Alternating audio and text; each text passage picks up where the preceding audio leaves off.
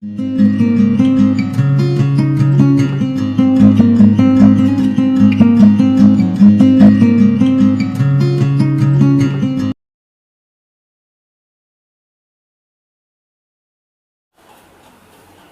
morning once again, all of you, and welcome back to the Guru Upanishad English classes.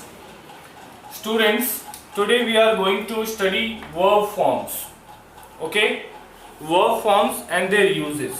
Okay, आज हम लोग verb form पढ़ने वाले हैं और उसका यूज पढ़ने वाले हैं. ठीक है स्टूडेंट्स, ये सेशन देखने के बाद, ये लेक्चर लेने के बाद आप सभी को वर्ब से रिलेटेड और टेंस से रिलेटेड सारी दिक्कतें खत्म हो जाएंगी.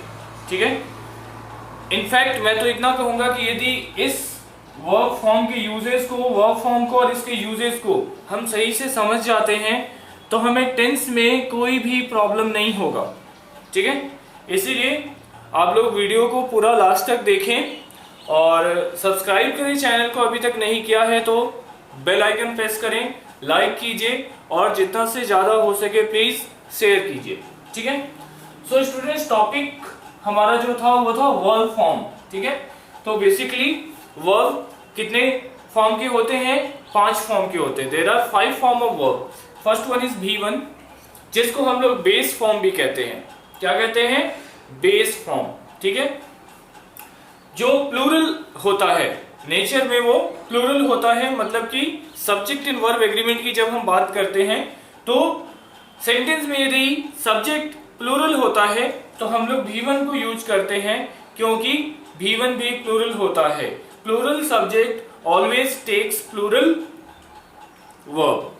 ओके, तो V1 बेस फॉर्म होता है, प्लूरल होता है और एग्जाम्पल मतलब S या ES के बिना होता है. ये S या ES के बिना होता है, यूज हम नहीं करते S और ES को.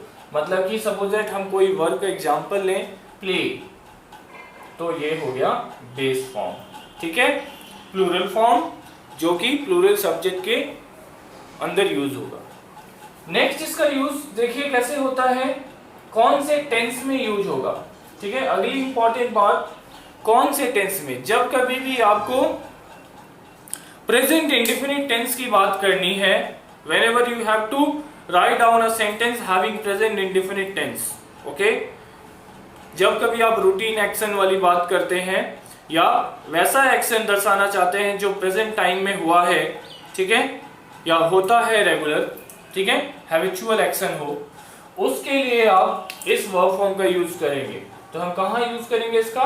प्रेजेंट इंडेफिनिट में. ठीक है, प्रेजेंट इंडेफिनिट टेंस में इसका यूज करेंगे. Is it clear? अब आ जाइए V2 फॉर्म. ये वर्ब का पास्ट फॉर्म है स्टूडेंट्स. ठीक है, ये वर्ब का पास्ट फॉर्म है. ठीक है, भूतकाल.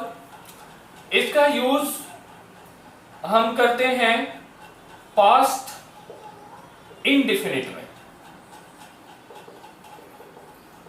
पास्ट इंडेफिनिट में. ओके, इसके प्ले का V2 क्या हो जाएगा? प्लेड हो जाएगा. अलग अलग होता है. ईट का एट हो जाता है, स्विम का स्वैम हो जाता है, ड्रिंक का ड्रैंक हो जाता है. ठीक है, इस प्रकार से उसका V2 जो होता है वर्ब का, उसको हम पास्ट इंडेफिनिट टेंस में यूज करते हैं. स्टूडेंट्स, जब बात करेंगे हम टेंस की, so these 2 form of verb never take auxiliary verb with them. अपने साथ ये कभी भी ऑक्सिलरी यूज नहीं करते. इसका मतलब ये विदाउट ऑक्सिलरी यूज होते हैं. विदाउट ऑक्सिलरी वर्ब के यूज होते हैं. ठीक है, कभी भी प्रेजेंट इंडेफिनिट टेंस या पास्ट इंडेफिनिट टेंस का आपको सेंटेंस हो तो उसमें ऑक्सिलरी वर्ब यूज मत करें V1 के साथ या V2 के साथ. ये V1 V2 सेंटेंस में हमेशा अकेले आते हैं. ठीक है, या कोई सेंटेंस आपको पहचानना हो जिसमें आपको दिखे कि केवल V1 या V2 यूज किया है, वहां पे ऑक्सिलरी वर्ब तो होता ही नहीं है. समझ जाइए कि वो या तो प्रेजेंट इंडेफिनिट टेंस है, V1 है तो, V2 है तो प्रेजेंट पास्ट इंडेफिनिट टेंस है. ठीक है, अब आ जाइए आप वर्ब 3 फॉर्म पे. जिसको हम लोग पार्टिसिपल भी कहते हैं स्टूडेंट्स। क्या कहते हैं? वर्ब 3 फॉर्म को, V3 को हम लोग क्या कहते हैं? पार्टिसिपल। क्योंकि जो non finite form of verb होता है उसमें 3 पार्ट होते हैं, जेरंड, पार्टिसिपल और इन्फिनिटिव। तो पार्टिसिपल में इसका यूज होता है, वहीं से इसको नाम मिला पार्टिसिपल। ठीक है, जो एडजेक्टिव का काम करता है सेंटेंस में। उसको अभी नहीं हम डिस्कस करेंगे, वो हम अगले सेपरेट वीडियो में डिस्कस करेंगे। अभी इसको सिर्फ पार्टिसिपल कहते हैं, आपको इतना जानना है। ठीक है, अब बच्चे प्ले का क्या हो जाएगा? V3 प्लेड हो जाएगा, या ईट का V3 क्या हो जाएगा? ईटन हो जाएगा। ठीक है, ड्रिंक का V3 क्या हो जाएगा बच्चे? ड्रंक हो जाएगा। तो इस प्रकार से इसके भी अपना फॉर्म होता है। मैंने वर्ब के फॉर्म पे, वीक वर्ब और स्ट्रॉन्ग वर्ब पे आप ऑलरेडी लेक्चर बना दिया है, आप उसको देख के समझ सकते हैं। ठीक है स्टूडेंट्स, इसके साथ हमेशा हमें हैज या हैव यूज करना होता है। V3 कभी भी अकेला नहीं आता, V3 कभी भी अकेला नहीं आता। इसके साथ हम हैज या हैव का यूज करते हैं। सब्जेक्ट सिंगुलर है तो हैज का, सब्जेक्ट प्लूरल है तो हैव का। ठीक है, और तब जाके हम V3 यूज करते हैं। ठीक है, जैसे has played, Ram has played, we have played, we have eaten. ठीक है, सब्जेक्ट प्लूरल है तो हैव और फिर V3, सब्जेक्ट सिंगुलर है तो हैज और फिर V3। मतलब आपको टर्म क्या याद रखना है कि V3 कभी भी सेंटेंस में अकेले नहीं आता है यदि वो वर्ब का काम कर रहा है तो। ठीक है, पार्टिसिपल का काम करेगा तो अकेले आएगा, बट वर्ब का काम कर रहा है तो वो कभी भी अकेले नहीं आता। और ये V3 जो है कौन से फॉर्म में एक्सप्रेस करता है? सारे परफेक्ट फॉर्म में, ऑल परफेक्ट टेंसेस। ठीक है, कौन से उसमें यूज होता है? All perfect tenses. Present perfect में भी हम V3 का यूज करते हैं, पास्ट परफेक्ट में भी हम V3 का यूज करते हैं, फ्यूचर परफेक्ट में भी V3 का यूज करते हैं। ओके, अब आते हैं स्टूडेंट्स हम B4 पे। ठीक है, B4 को हमने देखिए क्या कहा? प्रोग्रेसिव। क्या कहा? प्रोग्रेसिव। V4 फॉर्म को हम लोग प्रोग्रेसिव फॉर्म ऑफ वर्ब कहते हैं।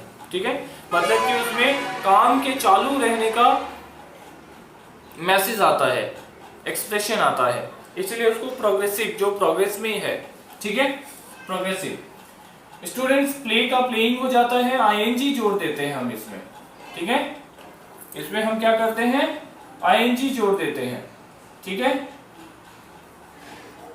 ईट का ईटन हो जाता है, ईटिंग हो जाता है। ठीक है, और ड्रिंक का ड्रिंकिंग हो जाता है। मतलब कि इसमें क्या जोड़ते हैं? ING। ठीक है, V1 में कुछ भी नहीं जोड़ते हैं, बेस फॉर्म। V2 में भी कुछ भी नहीं जोड़ते हैं, बस उसका पास्ट फॉर्म। V3 में हम ED क्या जोड़ते हैं? V3 में बच्चों हम ED जोड़ देते हैं, या T जोड़ देते हैं, या N जोड़ देते हैं। और V4 में हमने क्या जोड़ा? ING जोड़ा। स्टूडेंट्स, B4 फॉर्म भी कभी भी अकेले यूज नहीं होता यदि वो वर्ब का काम कर रहा है। इसके साथ हमेशा या तो is, am, are या was या were यूज होता है। ऑक्सिलरी वर्ब यूज होता है B4 के साथ हमेशा is, am, are, was, were। जिस प्रकार से B3 के साथ हमेशा has, have और had, has, have और had यूज होता है, वैसे ही B4 के साथ में हमेशा is, am, are, was, were use होता है। अब स्टूडेंट, जैसे हैज और हैव इसमें प्रेजेंट टेंस के लिए यूज होता था, हैड इसमें पास्ट टेंस के लिए यूज होता था, वैसे ही इज, एम, आर इसमें प्रेजेंट टेंस के लिए यूज होगा, और हैज और हैड इसमें पास्ट के लिए यूज होगा। ठीक है, और फ्यूचर की बात करें तो उसके साथ आप जानते ही हैं, फ्यूचर को हम लोग मॉडल को यूज करके एक्सप्रेस करते हैं, विल, शैल। ठीक है स्टूडेंट्स, ये सारे कंटिन्यूअस फॉर्म में यूज होता है। इसका यूज कहां करते हैं हम लोग? All continuous tenses. ठीक है, all continuous tenses, present continuous में भी, पास्ट कंटिन्यूअस में भी, फ्यूचर कंटिन्यूअस में भी। अब आ जाइए V5 की बात करते हैं स्टूडेंट्स। V5 जो है वो S या ES लेकर बनता है, S या ES लेकर बनता है। इसको हम सिंगुलर फॉर्म कहते हैं स्टूडेंट्स, सिंगुलर फॉर्म। जब आपके सब्जेक्ट का सेंटेंस का सब्जेक्ट जो है सिंगुलर होता है तो हमें V5 यूज करना चाहिए, क्योंकि सब्जेक्ट एंड वर्ब एग्रीमेंट का रूल है singular subject takes singular verb. Okay, तो ये बेस फॉर्म इसको भी कहते हैं, ये सिंगुलर होता है और इसमें S या ES लगाते हैं। इसका यूज बच्चे कहाँ करते हैं? इसका यूज हम करते हैं प्रेजेंट इंडेफिनिट में वापस। ठीक है, प्रेजेंट इंडेफिनिट के लिए दो वर्ब होते हैं, एक V1 और एक V5। ठीक है, प्रेजेंट इंडेफिनिट के लिए एक V1 या V5। ओके स्टूडेंट्स, अब देखिए टेंस 3 होता है, प्रेजेंट, पास्ट, फ्यूचर। तो ये जो हमारा V1 है वो प्रेजेंट में यूज होने लगा, V2 जो है वो पास्ट में यूज होने लगा, V3 जो है और V4 ये प्रेजेंट में भी यूज होगा, पास्ट में भी यूज होगा और फ्यूचर में भी यूज होगा। ओके, बस उसके साथ ऑक्सिलरी वर्ब बदल बदल के लगेंगे और ये हमारा प्रेजेंट में यूज हो रहा है। तो स्टूडेंट्स इस हिसाब से हमने प्रेजेंट इंडेफिनिट टेंस में देख लिया कि V1 यूज हो रहा है, पास्ट इंडेफिनिट टेंस में देख लिया कि V2 यूज हो रहा है। ठीक है, बिना किसी ऑक्सिलरी वर्ब के साथ, ध्यान रखिएगा ये सब बात। फिर V3 को हमने देख लिया कि ये प्रेजेंट परफेक्ट में यूज हो रहा है हैज और हैव लेके, ये पास्ट परफेक्ट में यूज हो रहा है हैड लेके, ये फ्यूचर परफेक्ट में यूज हो रहा है विल, शैल प्लस हैव लेके। ठीक है, इसी प्रकार से ये कंटिन्यूअस में यूज हो रहा है ING फॉर्म, V4 फॉर्म। कैसे कैसे यूज हो रहा है? यदि बात करेंगे प्रेजेंट कंटिन्यूअस टेंस की, is, am, are plus V4। बात करेंगे पास्ट कंटिन्यूअस टेंस की, was, were एंड V4। बात करेंगे फ्यूचर कंटिन्यूअस टेंस की, will, shall, have plus be plus doing plus V4 यानी कि माने की। ठीक है, आया समझ में? हमारा कौन सा टेंस बच जाता है स्टूडेंट्स? सारे continuous tense, all continuous tense. तो स्टूडेंट्स जब हम V3 और V4 का कॉम्बिनेशन बनाएंगे, हम V3 और V4 का कॉम्बिनेशन बनाएंगे तो हमें रिजल्ट में मिलेगा कि हम उन दोनों के कॉम्बिनेशन को सारे के सारे परफेक्ट कंटिन्यूअस टेंस में यूज कर सकते हैं। We can use them in all the perfect continuous tense. Okay, perfect continuous tense, all the perfect continuous tense. कैसे? V3 से बचे हम ले लेंगे हैज या हैव या हैड। ठीक है,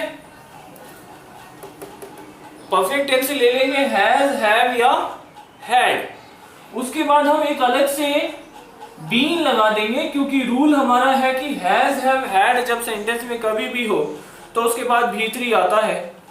ठीक है, या V3 सेंटेंस में हो तो उसके पहले हैज, हैव, हैड आता है। ठीक है, तो हमने अपनी तरफ से बीन लगा दिया, क्योंकि हैज, हैव, हैड के बाद डायरेक्टली हम V4 से ING फॉर्म तो यूज नहीं कर सकते, इसीलिए बी जो है वो भी एक ऑक्सिलरी वर्ब है जो हमें टेंसेस बनाने में मदद करता है। ठीक है, तो इसके बाद हमने ING फॉर्म लगा दिया V4। ये बन गया हमारा ये बन गया हमारा perfect continuous tense. Has, have का यूज करेंगे, बीन 4 का यूज करेंगे V4 का, तो present perfect continuous tense. Had का यूज करेंगे बीन और फिर V4, तो past perfect continuous tense. Will, shall और हैव बीन V4, तो ये हो जाएगा फ्यूचर परफेक्ट कंटिन्यूअस टेंस। ठीक है, बीइंग जो है वो एक प्रकार का ऑक्सिलरी वर्ब है जो हमें अलग अलग टेंस में वर्ब फॉर्म को एक साथ रखने में मदद करता है। जैसे विल शैल के बाद हमेशा भी बनाना चाहिए, तो फ्यूचर इंडेफिनिट की बात करेंगे तो उसमें विल शैल प्लस V1 हो जाता है, आई विल ईट। लेकिन कंटिन्यूअस टेंस की बात करेंगे तो कंटिन्यूअस में तो V4 लाना चाहिए ना, तो विल शैल ईटिंग होना चाहिए, राम विल ईटिंग। लेकिन ये सेंटेंस गलत है बिकॉज मॉडल के बाद हमेशा V1 आना चाहिए, तो वहीं पर हम बी का यूज करेंगे। बी हमें हेल्प करेगा, Ram will be eating. Okay, so students ये था V1 V2 V3 V4 मतलब वर्ब के सारे फॉर्म का स्टडी। ठीक है, किस प्रकार से कब कौन से वर्ब का यूज किया जाता है। आई होप इस वीडियो को यदि आप डिटेल से देख लेते हैं, साथ ही साथ नोट्स बना लेते हैं आप, तो टेंस से जो छोटी मोटी गलतियां होती हैं, एरर होता है टेंस फॉर्म यूज करने में, वो आपसे नहीं होगा।